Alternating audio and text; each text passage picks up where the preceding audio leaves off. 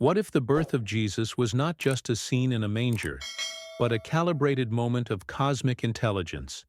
A mystery so vast the Bible could only hint at its edges. Imagine, for a second, a night when reality itself thinned, when the universe held its breath, and a universal significance pulsed through time and space.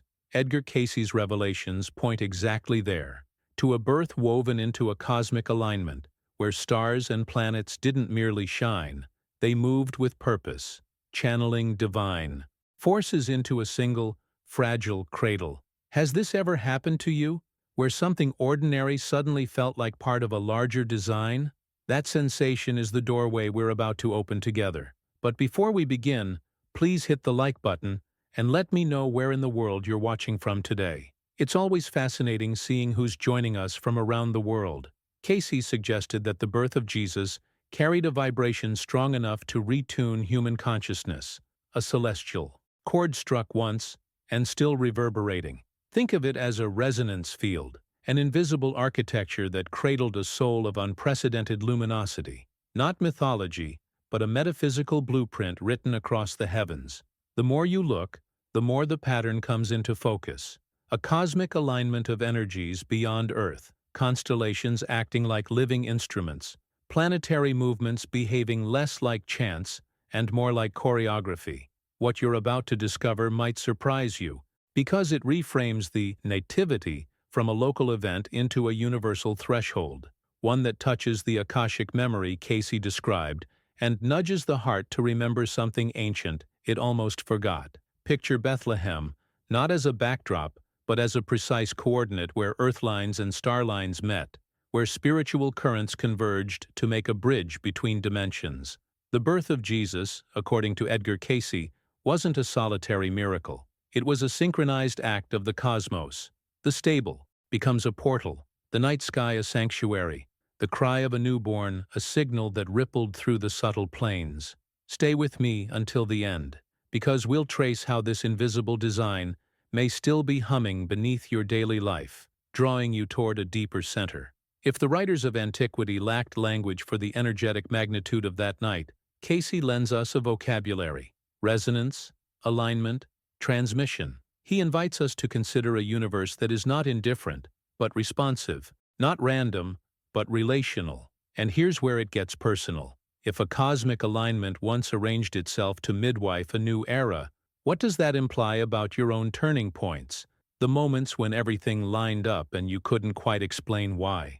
Has this ever happened to you, where the right person, the right message, the right timing seemed to arrive as if on cue?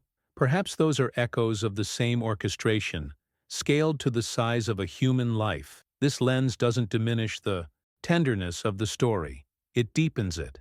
The manger is still humble, the family still human, but the frame expands until it includes galaxies. The birth of Jesus becomes more than a narrative. It becomes an invitation to feel the living fabric behind events, to sense the divine forces that Cayce said moved through the stars and into a single beating heart. Stay with me until the end, because the thread we're pulling now will lead us to the quiet mechanism of wonder itself. And if this is only the threshold, then what waits just beyond it? In the next part, we'll step closer to the pattern, following the trail from sky to soul, from alignment to awakening, until the night of that birth begins to speak for itself. If these insights resonate with you and you want to keep uncovering more hidden truths and powerful revelations, make sure to subscribe. That way, every new video becomes part of your own journey of discovery and transformation. The manger, in this vision, was never just a rustic shelter with straw and shadows. It was the stage for a convergence point where unimaginable celestial powers collided, a place where heaven and earth bent toward one another in a silent embrace. Edgar Cayce described it as the precise moment when universal forces poured themselves into a fragile earthly form. It wasn't metaphor. It was resonance, alignment, and energy made tangible. Imagine standing in that space, unaware of the magnitude unfolding, while invisible threads stretched across, constellations to weave themselves into the cry of a newborn child. The Bible gives us the poetic surface, But what lay behind the scenes was nothing less than a choreography of the cosmos. According to Cayce, this was not random starlight. Every planet, every constellation, every hidden mechanism of the universe seemed to know its place and its timing. They moved in harmony, as if following an ancient design written before humanity itself. The cosmos was not passive, it was an active participant, lending its own vibration to ensure the sacred incarnation could take root on earth. This reframes everything. Instead of seeing Jesus' birth as an isolated miracle, it becomes part of a universal system, where even the most distant star had a role in shaping the destiny of human consciousness. The hidden truth is that creation itself wanted this birth to happen, as if the entire universe had conspired for that one night. When you begin to look at it this way, the story transforms from a local anecdote into a revelation about the interconnectedness of all existence. The alignment of the heavens was not symbolic alone, it was functional. Cayce explained that energies from beyond our solar system poured into that moment, creating a vibrational imprint so strong that its echoes continue to shape us today.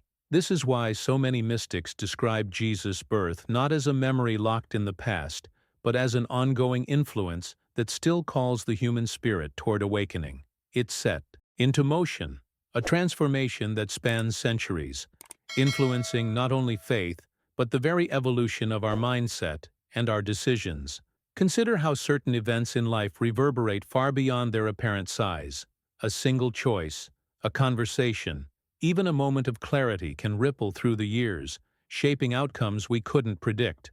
Cayce saw Jesus' birth in exactly this way, not as an isolated miracle, but as the most profound ripple effect in human history.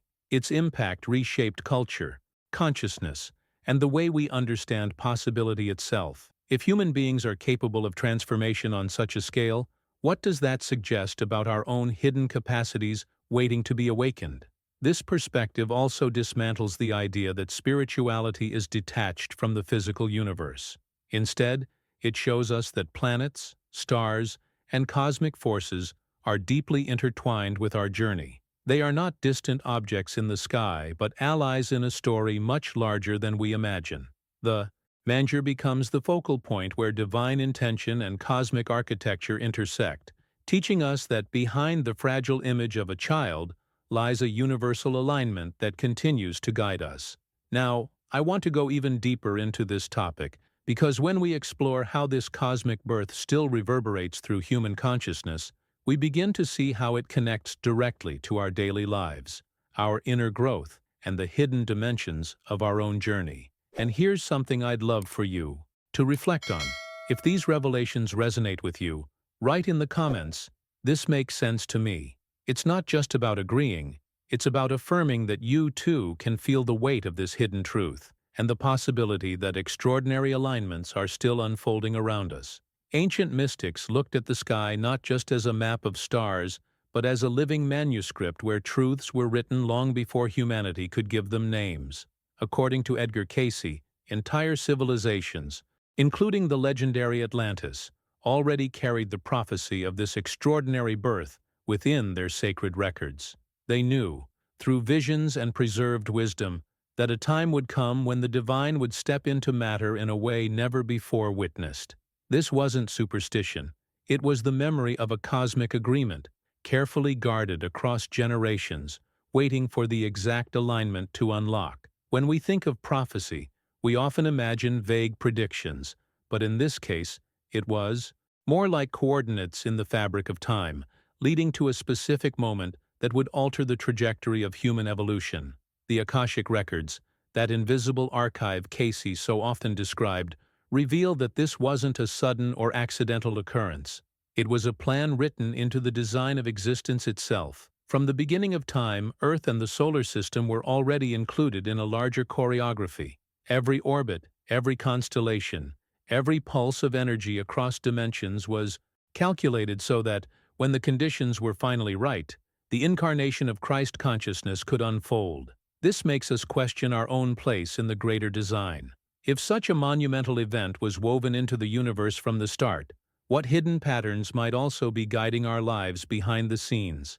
How many of the decisions we call coincidence are actually pieces of a larger revelation, slowly revealing itself? Cayce explained that the force attracting this manifestation was not limited to cosmic structures. It was also generated by humanity itself, by every prayer whispered in solitude, every meditation carried through silence, every act of faith that people across centuries had offered to the divine. Think about that. The accumulated devotion of countless generations formed a magnetic field strong enough to call forth a soul of the highest vibration.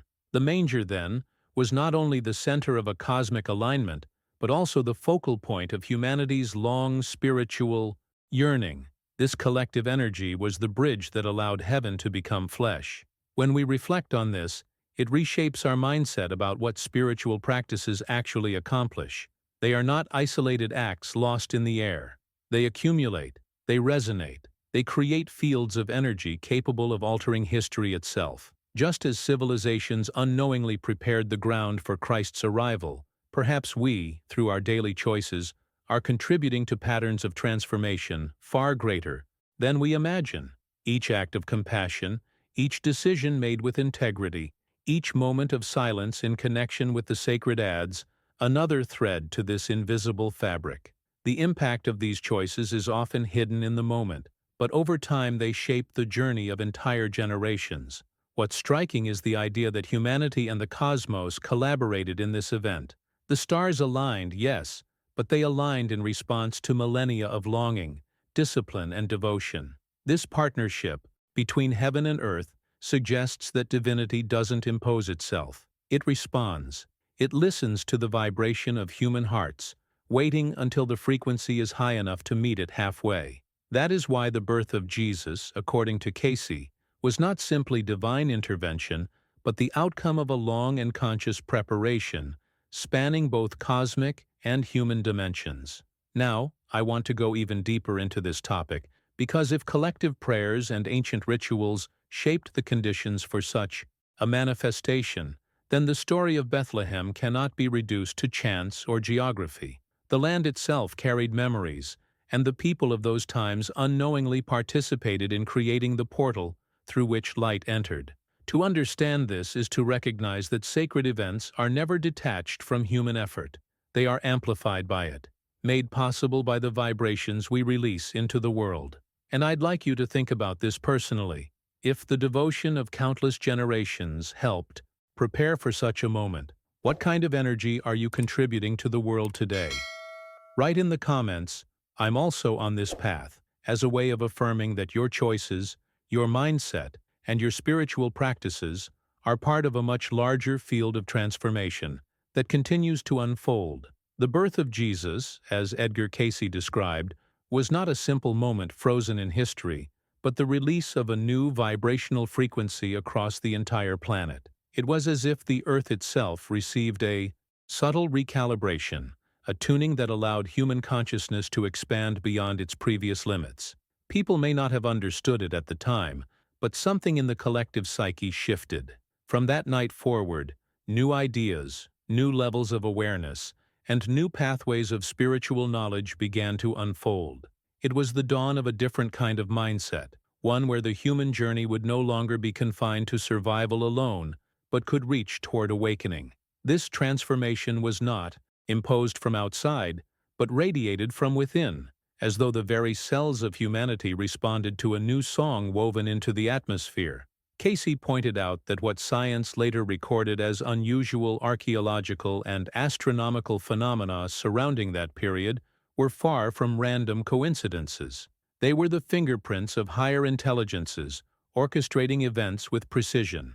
Behind the scenes, what looked like chance alignments of planets or peculiar bursts of activity in the heavens were, in truth, markers of a hidden truth. The cosmos was actively participating in the preparation.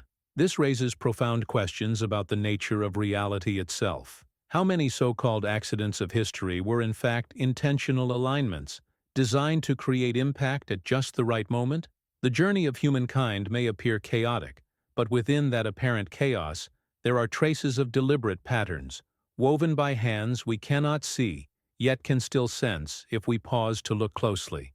Bethlehem, The chosen stage for this incarnation was no arbitrary backdrop. According to Cayce, it had long been a portal, a sacred space where countless generations had carried out rituals, prayers, and offerings. Every act of devotion layered another thread of energy into the ground, charging it with a force that was both spiritual and magnetic. Imagine walking through that land centuries before Jesus' birth, unaware that your prayer, your sacrifice, your decision to kneel in silence was adding to a reservoir that would one day make the arrival of Christ possible. That place carried the memory of devotion, and in that memory it became a conduit between worlds. The symbolism of Bethlehem reveals a hidden truth about sacred geography. Certain places on earth are not merely locations, they are intersections, crossroads where the invisible meets the visible. Cayce described Bethlehem as aligned with forces deeper than soil and stone. It was aligned with the stars, with the flow of cosmic currents, with the destiny of humanity. This suggests that the stage for divine events is always carefully chosen, infused with the energy needed to sustain what is about to manifest. When we understand this, the manger is no longer a simple shelter but a carefully prepared threshold where heaven chose to step into human experience. Now, I want to go even deeper into this topic, because if a single birth could release a frequency capable of transforming the collective, and if a single place could carry centuries of preparation to anchor that transformation, then we must ask ourselves, what hidden alignments are still shaping our path today? What decisions are we making? What energies are we feeding into the fabric of existence that may be preparing conditions for events far greater than we can imagine? These are not abstract questions. They point us back to the role we play in this ongoing story of awakening. And if this resonates with you, leave in the comments the phrase, "I can feel the alignment." Write it not only as agreement, but as a reminder to yourself that transformation is never isolated. It is always connected to a larger design that links heaven, earth, and the choices we make each day. The manger, as Edgar Cayce revealed, was not simply a shelter born of necessity, but a point chosen with precision.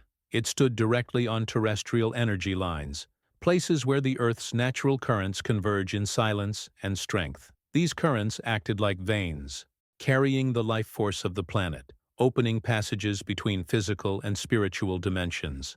To those who could sense them, such places felt different, charged, alive, almost vibrating with a hidden intensity. And when the Christ child was born at the exact center of such a field, it was as if the earth itself had offered its most powerful channel to receive and anchor the incarnation of divine consciousness.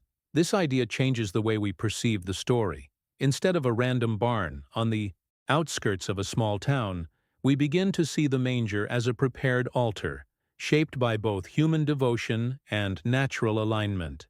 Civilizations long before the night of Bethlehem already understood the significance of such places. Groups like the Essenes, who cultivated a life of purity and discipline, and the Persian Magi, keepers of astronomical wisdom, had practiced rituals on these sacred points for centuries. They knew that certain locations on earth could amplify prayer, deepen meditation, and facilitate direct communion with higher dimensions. These people were not guessing. They had seen the impact of their practices, had felt the veil between worlds grow thinner in those spaces, and had kept them consecrated through their devotion. Imagine generations of seekers, sages, and priests quietly preparing the ground for an event they might never personally witness. Each prayer spoken, each offering made, each decision to gather in silence contributed to the field of energy that would one day sustain the most extraordinary manifestation in human history. Cayce's revelations suggest that Bethlehem was not chosen for political or geographical reasons, but because it was already vibrating at a frequency that could host such an event. This transforms our mindset about history. It suggests that what looks ordinary on the surface often carries a hidden truth, and that what appears spontaneous has often been centuries in the making. Even the environment itself seemed to conspire. Bethlehem was not just aligned with energy beneath the earth, but also with forces above it. Cayce described how constellations, winds, and the very configuration of the terrain combined to maximize the flow of cosmic energy. In other words, the land, the sky, and the unseen forces all collaborated. Think about the impact of that alignment. The stable became a resonance chamber where universal energies and earthly energies intertwined. It was not only a birth, it was a symphony, orchestrated with exact precision. Behind the scenes, nature itself participated in this sacred choreography, creating conditions that would never repeat in quite the same way again. Now, I want to go even deeper into this topic because the idea that both nature and human devotion can transform a location into a portal forces us to rethink how we move through our own lives. What places have we walked without realizing they hold layers of unseen history? What journeys are we undertaking unaware that the ground beneath our feet carries the accumulated devotion of those who came before? These reflections are not just poetic. They point to a practical truth. Our decisions, our rituals, even the mindset we carry into certain spaces can either drain them or charge them with energy that remains long after we are gone.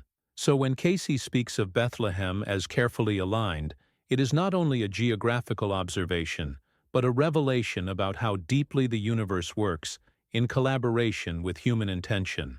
The sacredness of that night was possible because countless invisible threads, cosmic, earthly, and human, were woven together. And perhaps that is still happening all around us, in ways we are only beginning to understand. If this perspective resonates with you, write in the comments the phrase, "The ground remembers."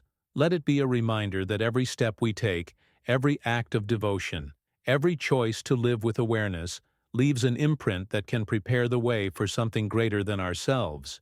The energy released during that sacred night was not fleeting, not something that faded with the dawn. According to Cayce, it permanently imprinted itself into the very soil and air of Bethlehem, turning the location into a living sanctuary. For centuries afterward, those who approached the place with openness often experienced inexplicable healing, visions, or a profound sense of peace. Stories of miracles were not accidental. They were the natural consequence of being near a site vibrating with the resonance of Christ's birth. It's as if the land itself had been transformed into a vessel, carrying forward the memory of that night and continuing to radiate its power long after the event.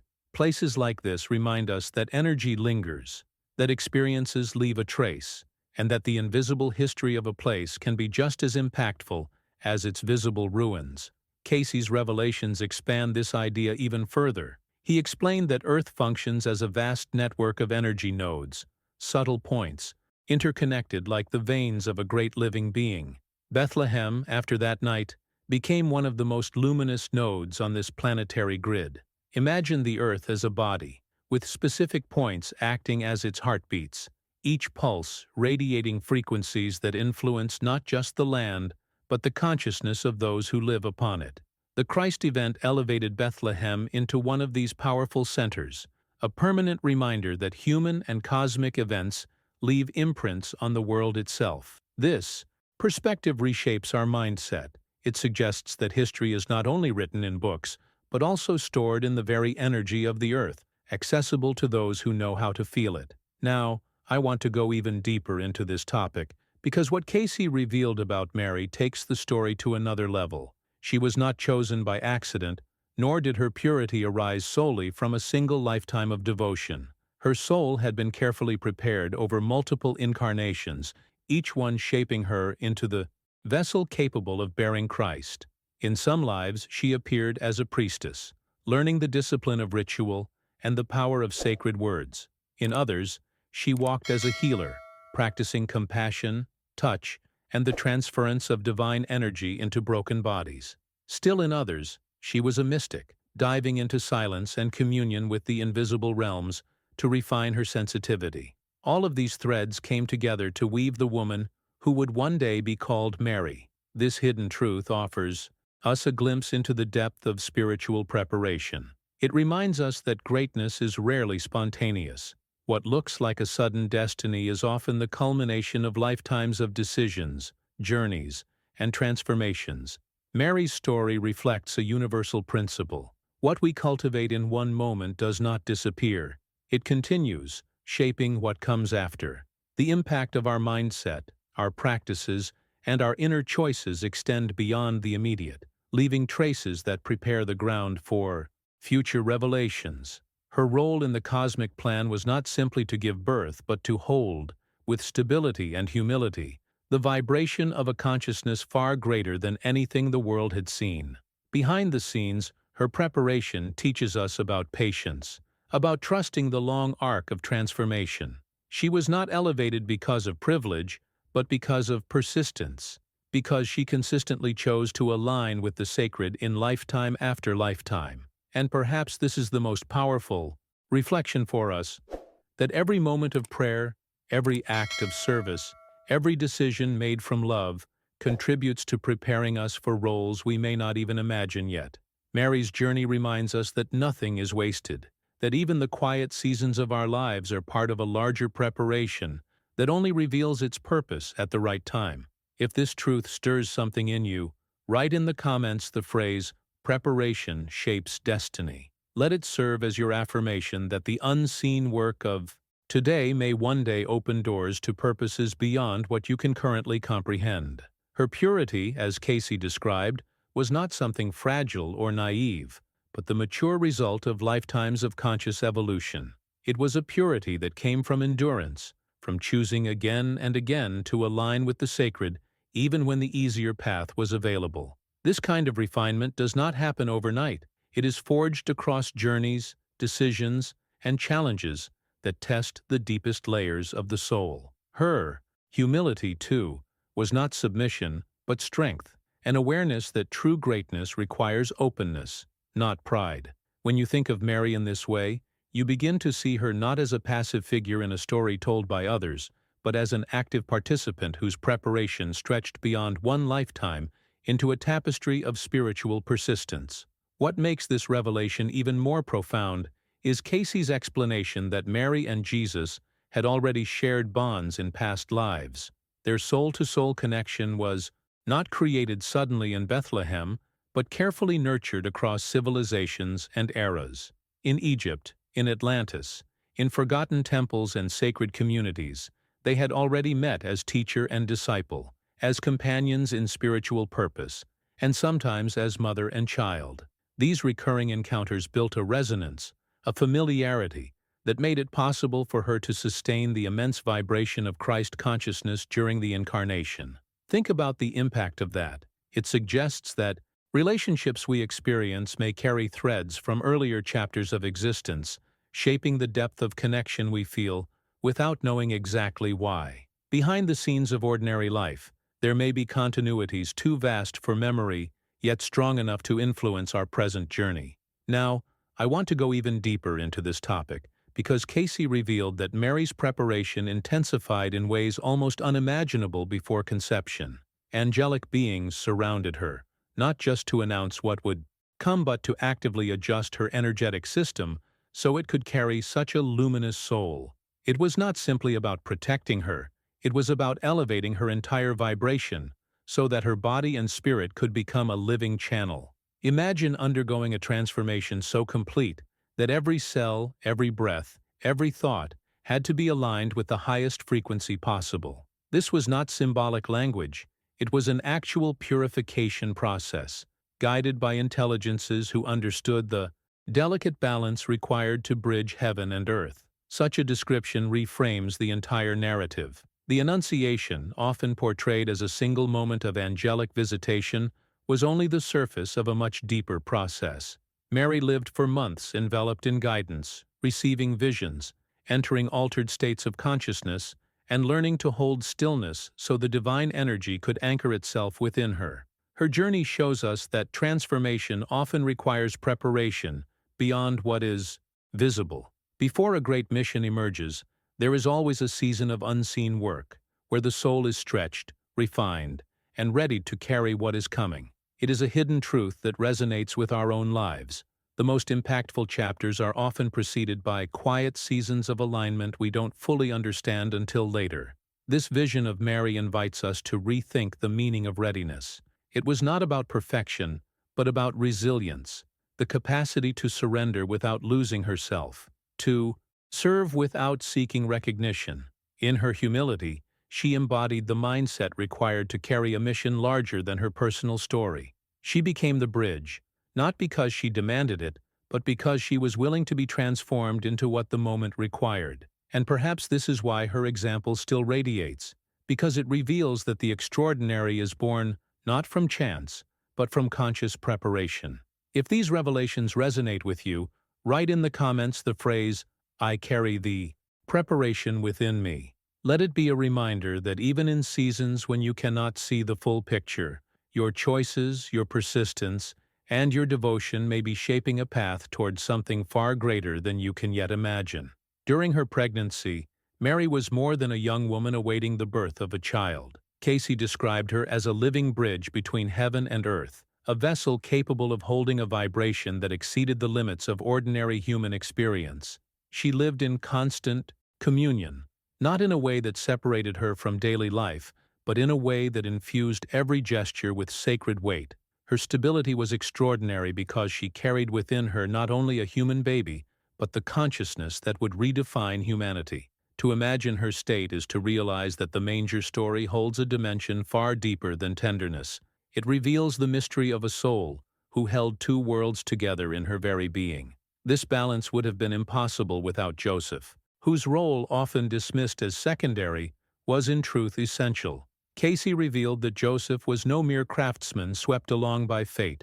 He carried the wisdom of initiatory lineages, inheriting teachings carefully preserved from the time of Moses and even earlier. His life was not shaped by chance but by preparation, silent, deliberate, and hidden from the eyes of history. In him, the story reminds us that guardianship is its own form of greatness. His purpose was not to shine, but to protect, not to lead with words, but to hold a shield strong enough to deflect what might have destroyed the fragile miracle forming before his eyes. Now, I want to go even deeper into this topic, because Cayce explained that Joseph possessed natural psychic abilities that allowed him to perceive threats invisible to others. He could sense disturbances in the atmosphere, the subtle shadows of forces opposed to the mission, and he countered them with strength that appeared ordinary on the surface, but was extraordinary behind the scenes. His prayers were not recitations, they were acts of power. His rituals were not superstitions but deliberate practices, designed to cleanse and seal the environment so that Mary and the child would remain untouched by the heavy energies surrounding them. In this, Joseph demonstrates that spiritual protection is as crucial as physical provision, and that true guardianship involves unseen battles as much as visible care. The hidden truth here is that Joseph's apparent simplicity disguised profound knowledge. He lived quietly, working with wood, yet inwardly he carried memories of past initiations, temple secrets, sacred formulas, and a mindset trained to remain unshaken under pressure. He embodied the paradox of invisibility. The less the world noticed him, the more effective he became in his task. To stand beside Mary and shield her required humility, discretion, and the ability to silence his own ego for the sake of something far greater. His journey reminds us that sometimes the most impactful roles in history are those that never ask for recognition, but without which the story could not exist. Cayce's vision of Joseph also reshapes how we think about partnership. His bond with Mary was not confined to the roles of husband and wife, but extended into a spiritual contract forged across lifetimes. They trusted one another not only with love, but with purpose, each complementing the other in a balance that made the incarnation of Christ possible. Their connection illustrates the profound impact of aligned relationships, where two individuals carry not just affection, but a shared destiny. It invites us to reflect on the decisions we make about who walks with us in our journey, and how those choices either protect or endanger the deeper missions we are here to fulfill. Joseph's presence in the narrative is proof that spiritual evolution is not always about public teaching or visible miracles. Sometimes it is about becoming the silent wall that prevents collapse, the invisible strength that allows transformation to unfold safely. And in recognizing this, we see that greatness often hides in humility, waiting quietly behind the scenes until history reveals its true scale. If this perspective resonates with you, write in the comments the phrase, "Silent strength matters." Use it as a reminder that even when your role feels unseen, Your impact may be holding together far more than you realize. Cayce's revelations about Joseph open a doorway into a much deeper understanding of why he was chosen for such a sacred task. His life was not confined to a single span of years in Nazareth. It was the continuation of a long journey of preparation. In Egypt, he had walked among temples where the mysteries of the soul and the cosmos were preserved in rituals and symbols. In Israel, he had carried the lineage of prophets and guardians of the covenant, learning the discipline of faith even under pressure. In Greece, he absorbed the wisdom of philosophy and the schools of initiation, where reason and spirit met in dialogues that shaped entire civilizations. Each incarnation added a layer of refinement, training his inner senses and sharpening his ability to discern forces that most people could not perceive. By the time he incarnated as Joseph, he was no ordinary man. He was a custodian of hidden truths, equipped with the discretion to carry knowledge without seeking recognition. His wisdom was not loud but steady, forged by centuries of choices that prepared him for a mission larger than his personal life. This long preparation became the foundation of his union with Mary, a marriage that transcended the limitations of its time. Their bond was not a coincidence, not a convenient arrangement dictated by tradition, but the unfolding of a contract written long before. They had shared lifetimes of devotion, walking side by side in different roles, sometimes as companions, sometimes as teacher and student, sometimes simply as souls who recognized one another across the veil of time. This recognition made their relationship unshakable in the face of extraordinary challenges. Their marriage embodied the hidden truth that real unions are not only about affection, but about alignment of purpose. They carried a mindset that allowed them to see beyond personal needs into a collective mission. This depth of connection provided the stability necessary for the Christ child to grow in an environment charged with both love and spiritual protection. Now, I want to go even deeper into this topic because the role Joseph played in Jesus' early life is one of the most revealing aspects of Cayce's insights. Far from being a silent figure in the background, Joseph acted as the child's first teacher, shaping the lens through which Jesus would later see the world. His teaching did not come in formal lessons, but in the subtle ways he integrated sacred wisdom into everyday life. Through parables told during quiet evenings, through the careful work of his hands as a carpenter, and through the hours spent in nature, where symbols spoke louder than words, Joseph transmitted lessons that would echo in the ministry of Jesus decades later. The parables Jesus later used to reveal profound spiritual truths were not only inspired by divine insight, but also influenced by the seeds Joseph had planted in his early years. Behind the scenes, Joseph's decisions shaped the foundation of the Christ mission. He chose to weave sacred meanings into ordinary tasks, teaching Jesus that nothing in life was separate from the divine. A piece of wood was not just material, it was form awaiting purpose. A walk through the fields was not just leisure, it was an opportunity to recognize the harmony between creation and Creator. These lessons left a permanent imprint, encouraging Jesus to speak to others in a language both simple and transformative. The impact of this approach cannot be overstated. It made divine truths accessible to ordinary people, allowing the hidden wisdom of the ages to become part of daily life. Joseph's role reminds us that teaching is not only about knowledge, but about presence. His quiet authority, his consistency, and his ability to live the truths he carried became a living classroom. The journey of Jesus into his public mission was seeded by these early experiences of integration between the sacred and the mundane. And it shows us something profound about transformation, that often the greatest teachers are those who lead without titles, those who understand that shaping a life happens not in dramatic declarations, but in the steady rhythm of example. If this resonates with you, write in the comments the phrase, "Wisdom lives in simplicity." Let it be a reminder that the most powerful lessons are often hidden in ordinary moments, waiting for us to recognize their depth. The story of the Magi is often reduced to three wise men following a distant star, but Cayce's revelations show a hidden truth that changes everything. These men were not simply scholars of the heavens, but initiates from some of the oldest mystery schools on earth. keepers of wisdom carried from Egypt, Persia, and India.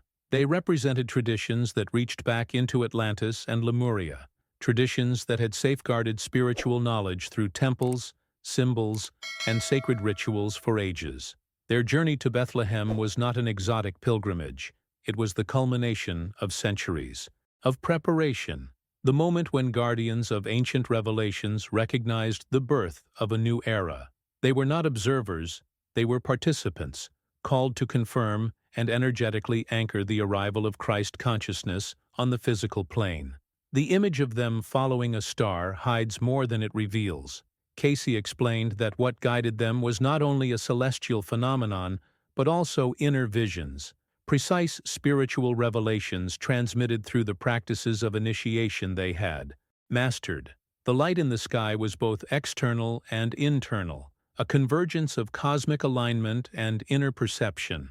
They understood that they were walking toward a threshold where divinity would step into flesh, and they brought gifts not for decoration, but as living symbols of the mission unfolding: gold for kingship, frankincense for divinity, myrrh for sacrifice, each one a key, each one a teaching, each one carrying a vibration that would strengthen the field around the child. When we look at the gifts through this lens, they cease to be quaint offerings and become coded affirmations, designed to recognize and sustain the energy of Jesus' mission. Now, I want to go even deeper into this topic, because the presence of the Magi reveals how interconnected humanity's spiritual journey truly is. They came from different lands, different traditions, different schools of thought, yet all of them were converging on the same event. Their gathering around the manger was not a coincidence, but the visible sign of a hidden unity, the acknowledgement that all authentic traditions, no matter how distant, are threads of the same tapestry. By arriving together, they bridged East and West, ancient and new, the wisdom of the past and the revelation of the future. Their very presence anchored a field of protection and legitimacy, ensuring that the mission of Christ would be supported not just locally but cosmically, across traditions that stretched far beyond Judea.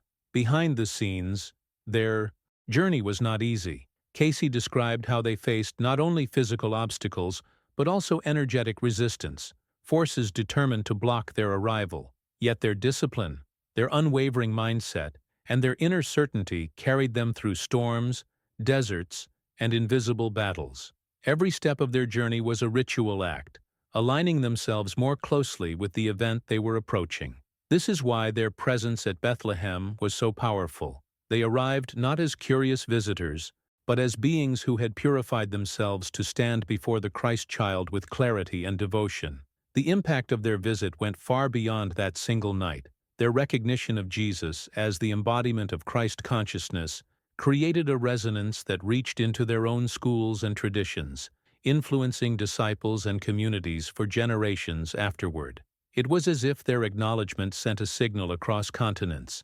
The long-awaited light had arrived, and humanity's path was forever altered. This is why their story matters so deeply. It shows us that truth is never confined to one culture or one book, but emerges through convergence, through the willingness of diverse paths to recognize the same flame. The Magi's presence invites us to reflect on the decisions we make in our own journey. Do we cling to division, or do we recognize the unity behind differences? Their example demonstrates that transformation happens when we honor the truth in others while staying faithful to the revelation we are called to serve. And perhaps this is the hidden wisdom of their journey, that no tradition holds all the answers, but when wisdom converges around the same light, humanity takes a leap forward. If this insight resonates with you, write in the comments the phrase, "All wisdom meets in the light." Let it be a reminder that even across distances, cultures, and languages, the deepest truths are always leading us toward the same center. The Magi's journey did not end at the manger. Cayce explained that their connection with the Holy Family remained active long after they returned to their distant lands. Through invisible channels, they continued to send protection, guidance, and streams of spiritual energy, as though their presence around Jesus was not bound by geography, but extended across realms.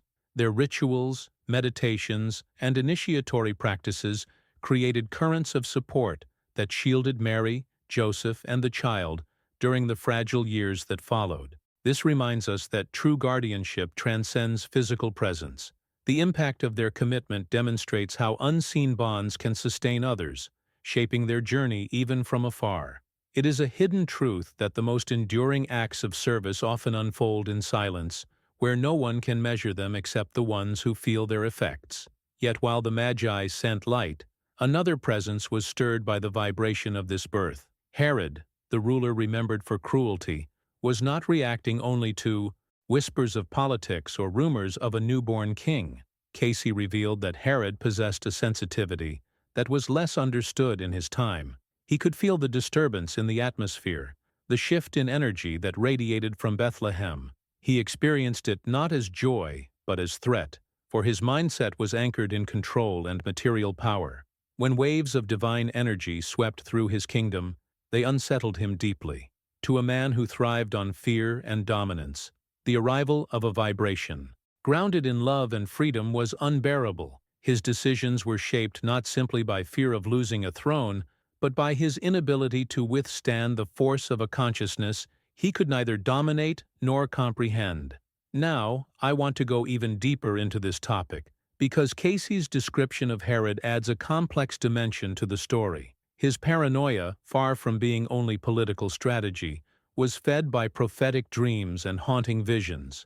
Night after night he was confronted with images of a child, destined to undo the order he clung to so fiercely. He sought counsel from his court astrologers and magicians, hoping to rationalize what he was feeling, but instead he found confirmation. A new force was indeed rising, one that no army could contain. Imagine the impact of this inner torment. A man with immense power, yet gripped by nightmares he could not escape. Behind the scenes, his cruelty was fueled by an invisible battle within himself, one where fear and intuition collided. These revelations invite us to consider how sensitivity to energy can transform a person depending on their mindset. The Magi felt the same waves of Christ's birth and responded with reverence, protection, and devotion. Herod felt them as disruption and responded with violence. The difference lay not in the energy itself, but in the lens through which it was received. This hidden truth holds a lesson for us. What we perceive as threat or blessing often reflects the condition of our own hearts. Transformation, then, is less about what enters our lives, and more about the decisions we make in how to respond. Herod chose resistance, clinging to a world of control, and in doing so he became an example of how fear distorts vision. This part of the story demonstrates the profound impact of inner preparation. Just as Mary and Joseph's lifetimes of discipline enabled them to hold the light, Herod's lack of spiritual grounding left him vulnerable to collapse when confronted with it. It is a reminder that our daily practices, our mindset, and the way we handle smaller challenges all prepare us for the greater currents of life. When energy shifts, whether cosmic or personal, it exposes what is already within us.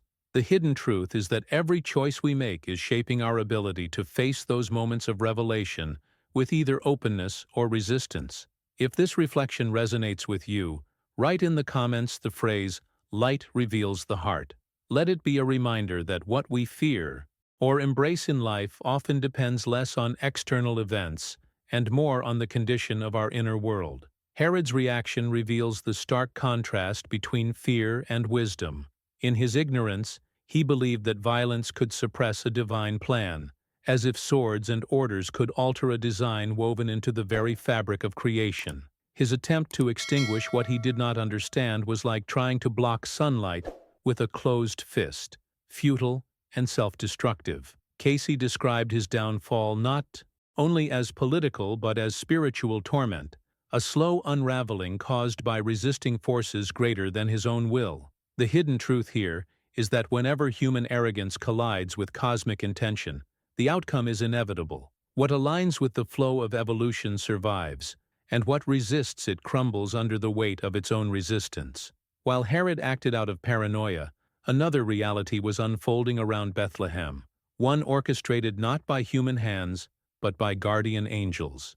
Cayce revealed that a vast, organized network of celestial beings surrounded the town, creating layers of protection invisible to the naked eye. Their task was far more complex than simply watching over a child. They were engaged in a strategic defense against forces intent on disrupting the incarnation. Waves of shadow energy gathered, attempting to interfere, but the angels countered them with precision, forming a protective barrier strong enough to sustain the delicate process of Christ entering the physical world. This was no passive guardianship. It was an operation of unimaginable magnitude, fought in dimensions most humans could never perceive. Now, I want to go even deeper into this topic, because Cayce described how these angels worked with extraordinary creativity. One of their most powerful tools was the creation of tunnels of light, channels of energy that connected the child directly to higher planes, ensuring that his vibration remained untouchable by the heavy atmosphere of Earth. Whenever danger approached, these channels activated, flooding the environment with waves of protection that deflected harm and neutralized subtle attacks. This was not abstract imagery, but a functional mechanism of spiritual defense, designed with intelligence and precision. It shows us that behind the scenes of the manger scene, there was an invisible architecture sustaining the miracle, one that combined both cosmic design and angelic strategy. Joseph and Mary were not left to navigate this alone. The angels communicated constantly using dreams, visions, and even telepathic impressions to guide their decisions. Cayce explained that many of the critical choices that kept the family safe were not products of their own reasoning, but responses to this guidance. When Joseph awoke from a dream and moved the family, it was not superstition but alignment with a communication system carefully orchestrated by higher intelligences. This transforms how we view their journey. Rather than fragile figures escaping danger by chance, they appear as participants in a much larger plan, sustained and directed by forces working tirelessly behind the scenes. This dimension of the story also invites us to reflect on our own lives. How many times have we felt an intuition, a sudden clarity, or an unexpected urge to change direction, only to realize later that it protected us or opened a new path? Cayce's revelations remind us that such experiences may not be random. They could be signs of unseen guidance, moments when invisible allies shape our journey in ways we only recognize afterward. The impact of recognizing this truth is transformative. It shifts our mindset from feeling abandoned in chaos to realizing we are participants in a story woven with unseen support. The presence of guardian angels in Bethlehem was not only about shielding the Holy Family, but about ensuring that humanity's collective evolution stayed on course. Their defense preserved the possibility of transformation for all of us, keeping the field clear so that a new consciousness could take root. This perspective reframes the story from a sentimental narrative into a cosmic drama where every detail mattered. If this resonates with you, write in the comments the phrase, "I walk in the light." Let it be a personal affirmation that just as divine protection surrounded Bethlehem, you too are guided and supported in ways you may not always see, but can always choose to trust. The angelic presence in Bethlehem was so intense that it did not only affect Mary, Joseph, and the child. Cayce revealed that the entire environment responded to the vibration. Animals that might otherwise be restless became calm, plants seemed to grow with unusual vitality, and even the climate shifted into a more harmonious balance. It was as if the natural world itself recognized the significance of what was unfolding. The energy of that night touched every layer of existence, reminding us that creation is not separate from spiritual events but participates in them. This vision dissolves the boundary we often place between the sacred and the natural, showing that both are woven together, echoing the same resonance when divine manifestation enters the world. This harmony of nature serves as a prelude to the true mission of Jesus as Cayce described it. His purpose was never to present himself as a figure to be placed on a distant pedestal, unreachable and isolated from humanity. Instead, he came to reveal that Christ consciousness, the very essence of divinity, is present within every human being. It is not the exclusive property of one life, but the hidden truth of all lives, waiting to be awakened. This shifts the story from worship of an external figure to recognition of an inner possibility. It invites us to change our mindset, to see our daily struggles not as limitations, but as opportunities to awaken the same light that Jesus perfectly embodied. Now, I want to go even deeper into this topic, because Cayce emphasized that the miracles of Jesus were never meant as performances to inspire awe or fear. They were demonstrations of what becomes possible when a human being aligns completely with divine energy. Each act of healing, each multiplication of resources, each victory over death itself carried a message. These are not exceptions, but previews of human potential. The difference lay not in the availability of the power, but in the alignment of the vessel. Jesus showed us what it looks like when the human will harmonizes fully with the will of the divine, when decisions are guided by love instead of fear, and when the mindset embraces the infinite rather than clinging to limitation. These revelations transform how we view the entire ministry. Instead of interpreting miracles as unreachable, we begin to see them as invitations. They are reminders that our own dormant capacities can be awakened through devotion, discipline, and a willingness to release the illusions that keep us small. The impact of this perspective is profound. It reframes spirituality from something we observe to something we embody. It tells us that the journey is not about imitation from afar, but about participation from within. And once we understand this, the stories no longer sit in the past. They become maps for transformation in the present. Jesus' role, then, was not only to fulfill prophecy, but to reveal possibility. Cayce explained that the Christ event recalibrated human potential, setting a new vibration on the planet that remains accessible to all. Each time we act with compassion, each time we choose truth over fear, each time we align our intentions with love, we are tapping into that same current. Behind the scenes of ordinary life, this energy is still alive, waiting to be expressed through us. If these insights resonate with you, write in the comments the phrase, "The light is within me." Let it be a declaration that you recognize your own capacity to awaken and embody the same consciousness that Jesus came to reveal. The Christ energy, as Cayce explained, was not something confined to a single moment in history or a single tradition. It is alive, pulsing through the fabric of our world even now, influencing anyone who chooses to align with love, wisdom, and service. It does not matter what religion one professes, or even if one claims no religion at all. This frequency responds to sincerity, to the inner decision to live in harmony with higher truths. That is why stories of compassion, sacrifice, and transformation echo across cultures, because the same current that once entered through Bethlehem continues to move through the hearts of those who open themselves to it.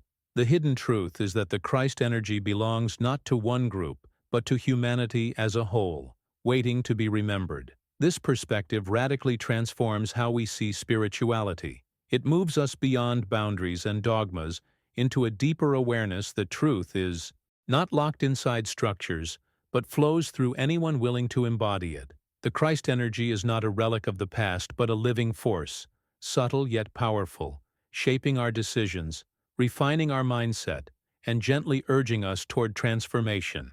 It manifests in moments when we choose forgiveness instead of resentment, compassion instead of indifference, and service instead of self-interest. In these decisions, we participate in the same current that Jesus demonstrated, proving that what happened then continues through us now. Now, I want to go even deeper into this topic because Cayce emphasized that Jesus' birth was not only about a child arriving in a manger, it was the ignition of a universal awakening. That night in Bethlehem was a signal flare, a reminder planted in human history that the kingdom of heaven is not a distant paradise, but an inner reality waiting to be realized. The impact of this hidden truth is immense. It shifts the focus of our journey from looking outward for salvation to looking inward for awakening. It tells us that the divine is not reserved for saints, prophets, or chosen figures, but lives within the fabric of every soul. This awakening is not an abstract promise, but a call to action in the most practical sense. Every thought we choose, every word we speak, every hidden intention we carry, has the power to either align us with this kingdom or distance us from it. The birth of Jesus was a moment that recalibrated human consciousness so that, from that point forward, anyone who truly sought transformation could find a clearer path. The revelation is not about waiting for something external to rescue us, but about realizing that the same energy that shaped galaxies beats within us, asking only to be recognized. This changes how we view the journey of life. Instead of imagining ourselves as wanderers searching for meaning, we begin to understand that the treasure has always been within us, quietly waiting for discovery. The universal awakening initiated by Jesus' birth is still unfolding. It is not finished. It is an ongoing process in which each of us participates. The hidden truth is that every act of awakening within a single individual contributes to the collective evolution of humanity. The ripple effect of one heart opening to love can shift the atmosphere around countless others. When Cayce spoke of this awakening, he was pointing us to the realization that history's most extraordinary event was never meant to remain history. It was a template, an invitation, and a mirror showing us who we really are. If the kingdom of heaven is within, then our task is not to search endlessly outside, but to cultivate awareness, to refine the way we live, and to recognize the divinity that already resides in the quiet center of our being. If this reflection stirs something in you, write in the comments the phrase, "The kingdom is within me." Let it serve as your affirmation that you are not waiting for awakening to arrive. It has already begun, and it is unfolding through you. If you've stayed with me until now, it probably means these revelations spoke to something deeper in you. That's exactly why I invite you to subscribe, so you don't miss the next steps in this journey we're uncovering together. And if this message truly resonated, leave a comment with the phrase, "I'm with you until the end." It's a simple way of showing that these words touched your path as much as they touched mine.